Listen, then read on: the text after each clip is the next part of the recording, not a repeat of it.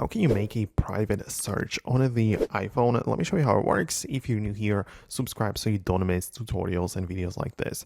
So usually people, if they want to search for something privately, they can utilize the feature of Safari, right? So you can open up the Safari web page as usual, right? And you go to the all tabs view like this, and you switch from the regular tabs to the private tabs. So you can see you're going to get the private browsing menu or indicator in here, and it's going to tell you what it does because it adds additional privacy and protection for the tabs, right? So after you close the tabs, no cookies, no history, no nothing gets saved, no autofill information or the search history, none of that, right? So you can start a new private browsing tab and you can just perform the search right here. So you can search for whatever, and once you leave and close the private browsing, it will not leave any trace of what was searched for. So that is for your privacy.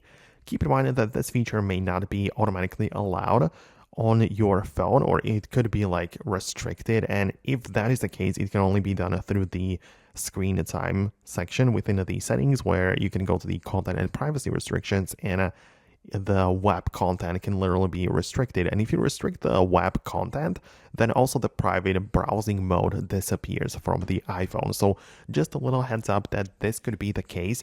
I'm not saying that it necessarily is, of course, but yeah, it could happen. So let me know what you think below. Most definitely subscribe for tutorials and upcoming videos like this one, and I'll talk to you soon. So thanks a lot, and I'll see you later.